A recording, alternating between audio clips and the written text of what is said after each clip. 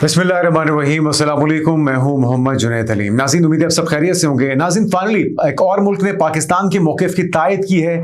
Russia के यानी कि रूस के वज़ारत ख़ारजा की तरफ से ताज़ा रिपोर्ट जारी की गई है। अफ़गान तालिबान की तरफ से जो दरअंदाजियाँ की जा रही हैं और कुछ सबूत फराहम किए गए हैं। लगभग 23,000 के करीब वो कहते हैं कि दहशतगर्द मौजूद हैं अफ़गानिस्तान के अंदर, जो न सिर्फ इस खित्ते बल्कि पूरी दुनिया के अमन के लिए एक बहुत ही ख़तरनाक अलामत के तौर पर सामने आ चुके हैं, एक बहुत ही बड़ा खतरा बन के सामने आ चुके हैं। और यही पाकिस्तान पूरी दुनिया से बारहा कह रहा है और अभी तक किसी ने कान नहीं धरे। और हम देख रहे हैं कि पाकिस्तान में जो दरअंदाजी के वाकयात हैं उसमें बहुत तेजी के साथ इजाफा हो रहा है। पाकिस्तान ने, आपको याद होगा कि 3 सूबों में अफगानिस्तान के खौस, पख्तिका और नंगरहार में निशाना बनाया दहशतगर्दों को, उनके हाइडआउट्स को 7 मुख्तलिफ मकामात पे, और बताया जा रहा था कि 80 से जायद दहशतगर्दों को जहन्नुम वासिल किया गया है। लेकिन अगले ही दिन एक और कार्रवाई उससे ज्यादा शर्मनाक, जहां पे हमने देखा कि FC कले को निशाना बनाया गया। वहां पे बहुत सी जो लोग जख्मी थे, जो FC के जवान जख्मी थे, उन्हें एम्बुलेंस के जरिए जब अस्पताल मुंतकिल किया जा रहा था तो उन्हें फिर निशाना बनाया गया है और उसकी वीडियो जारी की गई है फितनुल खारिज की तरफ से। उससे बहुत बड़ी जीत या कामयाबी क्लेम किया जा रहा है। इंसानियत से गिरी हुई ये हरकतें और इंसानियत की तजलील इंतहाई शर्मनाक हद तक पहुंच चुके हैं ये तालिबान और उनके जराइम, और अब इनका खात्मा यकीनी हो चुका है। इनके साथ सख्ती से जिस तरह का इनका किरदार है उसी अंदाज में इनके साथ निपटा जाएगा और इन्हें इबरत का निशान बनाया जाएगा।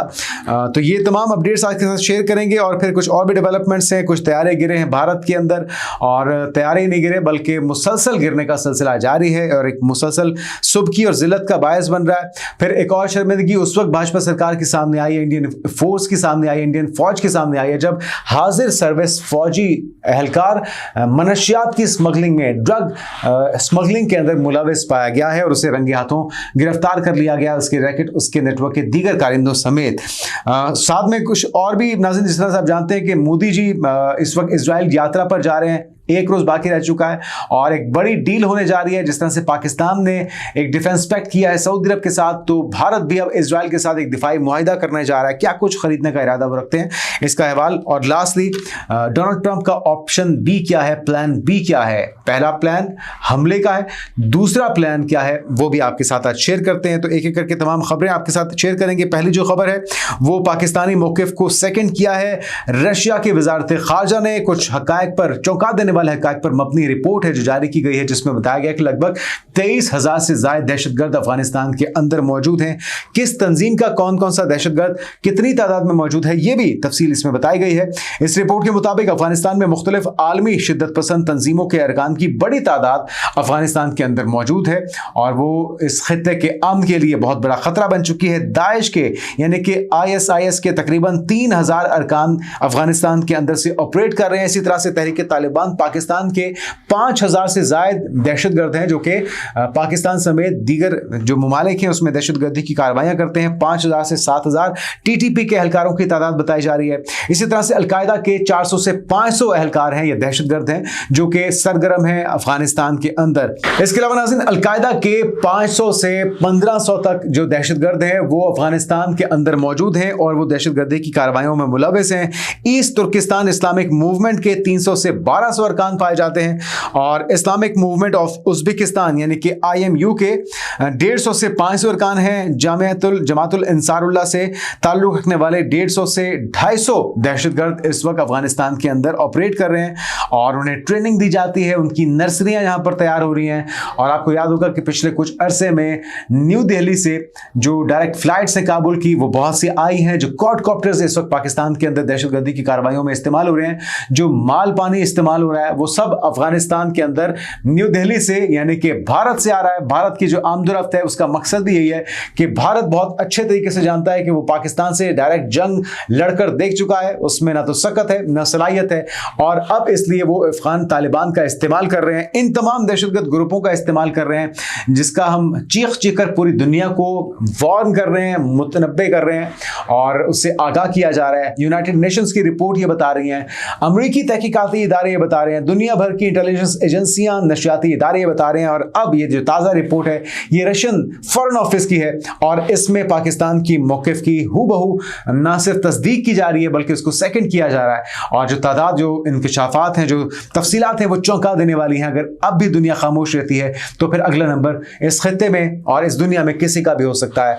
होश के नाखून लेने हुए। और सबसे ज़्यादा जो नुकसान हो रहा है इस तमाम एपिसोड के अंदर वो अफगान अवाम का हो रहा है, अफगान ताजरों का हो रहा है। और सबसे ज़्यादा जो नुकसान में इस वक्त घाटे का सौदा कर रहे हैं वो अफगान तालिबान खुद कर रहे हैं, जो अपनी हुकूमत को कमज़ोर कर रहे हैं। और अल्टीमेटली इसका नतीजा यही होगा कि पाकिस्तान दहशतगर्दों के बाद अफगान तालिबान को, अफगान रजीम को निशाना बनाएगा और फिर हुकूमत का तख्ता उल्टा जाएगा ताकि अगली जो हुकूमत है वो होश के नाखून ले और वो इस दहशतगर्दी के खात्मे के लिए अमली इक़दाम कर सके। आगे बढ़ते नाज़रीन, कुछ ताज़ा कार्रवाइयाँ। कोहाट के अंदर एक और अफसोसनाक, शर्मनाक कार्रवाई आज भी अमल में लाई गई है जिसमें 6 एहलकार और 1 शहरी शहीद हो गया है।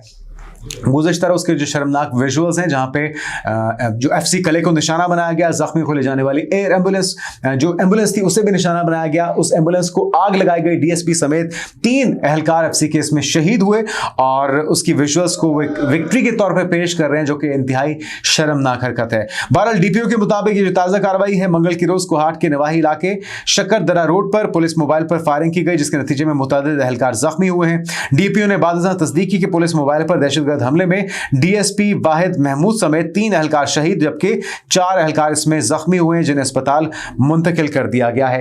तो ये वो शर्मनाक कार्रवाइयां हैं। दूसरी तरफ नाज़रीन आगे बढ़ते हैं और तैयारे ज़मीन पर की जो एपिसोड है वो जारी सारी है, जो कि भाजपा सरकार की शर्मिंदगी का बायस बन रही है। एक तो एयर इंडिया के जो फ्यूल एक्सपेंसेस हैं, जो फ्यूल लीकेज के मामलात हैं, वो पिछले 12 से 14 महीनों में रिकॉर्ड ब्रेकिंग है और एक तवील इजाफा देखा गया है जिसमें बहुत से तकनीकी खराबियां हैं, तकनीकी मसाइल हैं, लूप होल्स हैं, कॉस्ट बहुत ज़्यादा बढ़ चुकी है। एयर इंडिया इस वक्त दिवालिया होने के दर पर है और ये जो ताज़ा वाक़या है ये एक और तैयारा गिरने का है जहाँ पे एक एयर एम्बुलेंस थी जिसमें 7 मुसाफिर सवार थे, सब के मारे जाने की इतलात है। और भारत में एयर एम्बुलेंस हादसे का शिकार जिसमें बताया गया है कि तैयारे में 1 मरीज, 1 डॉक्टर, 1 पैरामेडिक और 2 मुआवन अमले समेत 2 पायलट्स भी शामिल थे, सब के सब इस हादसे में मारे गए हैं।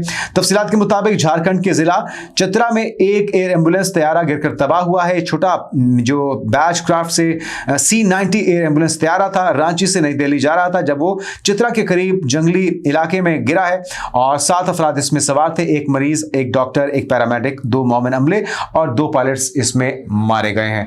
बहरहाल खबर तो अफसोसनाक है, हम भी अफसोस का इजहार करते हैं, मारे जाने वालों के लवाहिकीन से यकजहती का इजहार करते हैं। लेकिन ये जो नौसिखिए पायलट्स हैं, ये जो तैयारा हादसे का वाक़यात हैं, ये मामूल बन चुके हैं और दिन ब दिन इनमें इजाफा देखा जा रहा है। तो अपने एविएशन का जो शोबा है भारत को उसको ठीक करने की ज़रूरत है जंगी बुनियादों पर, वरना आप पाकिस्तान से जंग लड़ना तो दूर की बात, आपके लिए अपने मुसाफिरों को, अपने मरीजों को एक से दूसरी जगह पहुंचाना भी एक बड़ा टास्क बन चुका है, बड़ी आजमाइश बन चुका है और नामुमकिनात में से दिखाई देता है। तो मेरे ख्याल में इनको इस पर सख्त मेहनत करने की और फौरी जंगी इक़दाम करने की ज़रूरत है। अगली जो खबर है वो भारतीय फौज के लिए एक और कलंक का टीका साबित हो रही है। एक रेड की गई है नाज़रीन भारतीय पुलिस की तरफ से और उसमें 6 स्मगलर्स को, पूरे रैकेट को गिरफ्तार किया गया है जो कि मनशियात की स्मगलिंग में मुलविस थे। लेकिन इसमें जो सबसे अहम खबर या हेडलाइन बनी है वो ये कि इसमें एक हाजिर सर्विस फौजी भी शामिल था। आप सुनकर हैरान रह जाएंगे नाज़रीन। भारतीय फौज के नशई फौजी मनशियात स्मगलिंग जैसे मकरू धंधे चलाने में मसरूफ है। भारतीय जरीदे ने नाहिल मोदी के दाखिली सिक्योरिटी बयाने के बरक्स ज़मीनी हक़ाइक़ का पर्दाचाक कर दिया है। खबर क्या जरा सुनिए, भारतीय जरीदा नाज़रीन दी हिंदू और वो ये रिपोर्ट कर रहा है खबर। इसके मुताबिक भारतीय पुलिस ने फरीदकोट में मनशियात स्मगलिंग नेटवर्क में फौजी पुलिस एहलकार और खातीन समेत 6 अफराद को रंगे हाथों गिरफ्तार कर लिया है। और गिरफ्तार हाजिर सर्विस भारतीय फौजी की शनाख्त जर्नैल सिंह और बरतरफ पुलिस एहलकार की शनाख्त अमरदीप सिंह से हुई है। गिरफ्तार शुदा मुलजिमान से 4.8 किलोग्राम हेरोइन, असलहा, 2 गोलियां और XUV बरामद हुई है। और मुलजिमान नाकों, टोल प्लाजों से बासानी गुजरने के लिए सरकारी शनाख्ती कार्ड इस्तेमाल करते थे। आप अंदाजा लगाइए कि किस कदर ये जो प्री प्लान्ड ये इनकी सारी कार्रवाइयां होती थी। और इस मुनज़्ज़म गिरोह को बिलाखिर गिरफ्तार किया गया। भारतीय director general police Gaurav Yadav के मुताबिक मुल्ज़िमान मुतअद्दिद मनशियात स्मगलिंग के मुकदमात में मतलूब थे और इन्हें फाइनली धर लिया गया है। भारतीय फौज में कड़ा एहतसाब ना होने के बायस बावर्दी अफराद मुनज़्ज़म जराइम पेशा नेटवर्क्स के सरगना बन चुके हैं। एक और मैंने गुज़श्ता रोज़ विजुअल्स देखे जहां पे एक शादी की तकरीब हो रही थी, सड़क के ऊपर काफ़ी हुजूम था और एक हाजिर सर्विस फौजी अपने फैमिली के साथ वहां से गुजर रहा था। आपस में उनकी नोकझोंक हुई है और फिर वो जो हुजूम था, वो जो बारात थी, जितने भी बाराती थे उन्होंने खूब दुर्गत बनाई है उस फौजी एहलकार की, हाजिर सर्विस फौजी एहलकार की, वो सिविलियन ड्रेस में था, लेकिन जिस तरह से उसको मारा पीटा गया है, लगता यह है कि भारतीय अवाम भी किसी तौर पे भी जो भारतीय फौज है उसकी इज्जत या उसकी तकरीम मलूज़े खातिर नहीं रखती और कोई मौका हाथ से जाने नहीं देते उनको जलील करने का। और इनके अपने करतूत भी ऐसे हैं, कभी रेप केसेस सामने आते हैं, कभी मनशियात के अंदर इनकी इन्वॉल्वमेंट सामने आती है। ये जो वाक़या है इसके अंदर भी, इससे पहले आपको याद होगा एक सीनियर जो जोड़ा था, कपल था, जिसमें हस्बैंड वाइफ दोनों फौजी अफसरान थे, उन दोनों को मनशियात के इल्जाम में, करप्शन के इल्जाम में और जो लूटी हुई दौलत थी उस समेत गिरफ्तार किया गया था। तो करप्शन, मनशियात की स्मगलिंग हो गया, रेप के केसेस हो गए, वाइफ स्वैपिंग हो गई, ये सारे वो जो मकरू धंधे हैं। और फिर फौज के अंदर एहतसाब का ना होना, खुद एहतसाबी का ना होना एक बड़ी वजह है इन बढ़ते जराइम की और अवाम में इनकी गिरती हुई इज्जत और साख की। आगे बढ़ते नाज़रीन, और जो अगली खबर है वो एक बड़ी डील की खबर है। कल मोदी जी जा रहे हैं इजराइल और 2 आलमी सर्टिफाइड शैतान मिल बैठेंगे, एक बड़ी डील करेंगे, सर जोड़कर बैठेंगे। मोदी जी को नेतन्याहू मशवरा देगा कि उसने किस तरह से कश्मीर में मजालिम ढाने हैं, अक़लियतों पर मसालिम ढाले हैं, किस तरह से लद्दाख में, मिजोरम में, मणिपुर, नागालैंड, त्रिपुरा में मजालिम ढाने हैं। और मोदी जी मशवरा देंगे कि जी आपने किस तरह से जेनोसाइड के सिलसिले को आगे बढ़ाना है, किस तरह से फ़लस्तीनियों पर, गजा के शहरियों पर ज़मीन को तंग करना है, किस तरह से आपने दीगर अरब ममालिक के ऊपर धावा बोलना है। तो साथ में एक डिफेंस डील की बात भी हो रही है। आइस ब्रेकर मिसाइल इसमें शामिल है, स्पाइस बॉम्ब इसमें शामिल हैं और ड्रोन्स भी इसके अंदर शामिल हैं, इस डील का हिस्सा होंगे। मोदी का दौरा इस्राइल और अहम दिफाई मुआहिदा जिसकी बाज़गश्त अवाम इनके ऊपर लान तान कर रही है, उसका भी कुछ अहवाल आपके साथ शेयर करेंगे। लेकिन खबर क्या, जरा सुन लीजिए। भारतीय वज़ीर-ए-आज़म नरेंद्र मोदी इस्राइल के 2 रोज़ा दौरे पर जा रहे हैं और फोर्ब्स इंडिया के मुताबिक दोनों ममालिक के दरमियान तकरीबन $8.6 अरब यानी कि $8.6 बिलियन की ये डिफेंस डील है। ये डिफेंस पैक्ट है जो कि होने जा रहा है। दिफाई मुआहिदों का इम्कान है। इन मुआहिदों में स्पाइस 1000 प्रिसिशन गाइडेड बॉम्ब्स हैं, हवा से जमीन पर मार गिराए जाने वाले मिसाइल हैं, बैलिस्टिक मिसाइल हैं और आइस ब्रेकर मिसाइल सिस्टम इसमें शामिल है। जदीद ड्रोन्स की खरीदारी भी इन मुआहिदों का हिस्सा हो सकती है और भारत इस बात पर जोर दे रहा है कि इजराइल ड्रोन्स जो है वो भारत में तैयार किए जाएं। और पिछली बार हमने देखा था कि पाकिस्तान में जो उनके इजरायली ड्रोन्स भेजे गए थे उनको पाकिस्तान में आम आवाम ने निशाना बनाया, फिर 125 के ऊपर, बाइक्स के ऊपर रख रख के लोग इसको ले जाते रहे। ना तो खौफ पैदा हुआ, ना अपने टारगेट्स को निशाना बनाया जा सका, ना हिट किया जा सका। तो हुकूमत हिंद ने अभी तक इन मुआहिदों की बाज़ाब्ता तस्दीक नहीं की, लेकिन अल्टीमेटली मकसद तो यही है कि ताल्लुकात को मजीद मजबूत किया जाए और वो जो नस्ल कुशी हो रही है गजा के फ़लस्तीन के मासूम शहरियों की, जिसका भारत हमेशा इख्तिलाफ करता रहा और ये राग अलापता रहा कि जी हम इसके बड़े खिलाफ हैं, हम फ़लस्तीन के 2 रियासती हल को तस्लीम करते हैं, उस मौके पर आज भी डटे हुए हैं। मोदी जी पानी फेर रहे हैं हर उस प्लान के ऊपर जो कि शाइनिंग इंडिया को पाए तकमील तक पहुंचाने के करीब लेकर जाता है और इनको किसी दुश्मन की जरूरत नहीं है, इनके लिए मोदी जी अकेले ही काफ़ी हैं। अच्छा, भारत में इस वक्त जो कारकुनान है वो वज़ीर-ए-आज़म नरेंद्र मोदी के इस्राइल के मुजवज़ा दौरे के खिलाफ एहतजाज कर रहे हैं। इस वक्त यूथ जो है वो सरापा एहतजाज है, मुख्तलिफ तंजीमें सरापा एहतजाज है। उनका कहना है कि ये कौम के इक़दार की खिलाफ वर्जी है जिसने कभी बरतानवी नौआबादियाती यानी कि कॉलोनियलिज्म के खिलाफ कब्जे को बर्दाश्त किया था। आज मोदी जी वही काम करने जा रहे हैं। वो नेतन्याहू जो कि जंगी जराइम का इर्तिकाब कर रहा है, जो नस्लकुशी कर रहा है, मासूम निहत्ते बच्चों को, ख्वातीन को, बुजुर्गों को मार रहा है, उनकी नस्लकुशी कर रहा है, अस्पतालों को निशाना बनाया जा रहा है, स्कूलों को निशाना बनाया जा रहा है, इमदाद लेने वाले मजलूमीन को निशाना बनाया जा रहा है, उनके साथ यकजहती का इजहार करने के लिए मोदी जी आज पहुंच रहे हैं कुछ घंटे के बाद इजराइल में और ये दिफाई मुआहिदा उस मुल्क के साथ होने जा रहा है जो कि आलमी सर्टिफाइड दहशतगर्द डिक्लेयर किया जा चुका है। आगे बढ़ते नाज़रीन, और प्लान बी सामने आ चुका है डोनाल्ड ट्रंप का, जिसके मुताबिक पहला प्लान यह है कि धावा बोला जाएगा। यह फैसला भी कर लिया गया है, ईरान के ऊपर हर हाल में हमलावर होगा अमेरिका और अगर बात ना बनी तो फिर प्लान बी भी सामने आ चुका है। खबर क्या जरा सुनिए। और ये न्यूयॉर्क टाइम्स के मुताबिक रिपोर्ट किया जा रहा है, जिसमें दावा किया है कि सदर ट्रंप ने प्लान बी के तहत ईरान की मौजूदा हुकूमत की तब्दीली का अटल फैसला कर लिया है। यह है बड़ी खबर।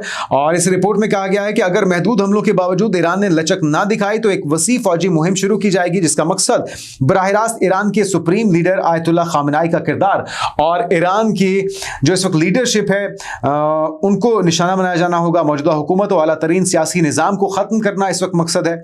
कबल अज़ीं प्लान ए के तहत सदर ट्रंप ने मुआहदे के लिए ईरान पर महदूद हमलों के जरिए दबाव डालने का ऐलान किया था, क्योंकि आपको याद होगा स्टीव विटकोफ का 2 रोज पहला बयान जो है जिसमें वो कहते हैं कि जी डोनाल्ड ट्रंप इस वक्त फ्रस्ट्रेशन का शिकार है, परेशान है, हैरान है कि आखिर अपना तमाम तर जंगी बेड़ा, जंगी जादू सामान, अपने तैयारे, एयरक्राफ्ट करियर वहां पर पहुंचा दिया गया, 1 महीने से ज्यादा अरसे से वहां पर मौजूद है, लेकिन ईरान है कि खौफ का शिकार हो नहीं रहा। और इसके जवाब में अब्बास इराक्ची की तरफ से ट्वीट किया गया। उन्होंने कहा कि आप हैरान होंगे कि ईरान क्यों नहीं डर रहा, तो उन्होंने कहा कि इस वजह से हम नहीं डर रहे कि हम ईरानी हैं और ईरान किसी से खौफजदा नहीं होता।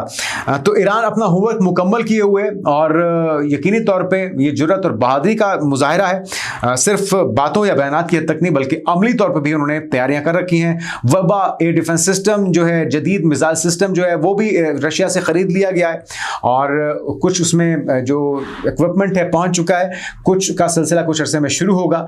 तो मिसाइल सिस्टम पहले उनका बड़ा जदीद है। और इसके अलावा तो खबर यही है नाज़रीन न्यूयॉर्क टाइम्स के मुताबिक कि यह हमला महदूद नौयत का होगा, जिसमें पासदारान इनकलाब के मराकज़, ईरानी फौजी command and control central ballistic missile तंसीबात या जौहरी ढांचे को निशाना बनाया जा सकता है।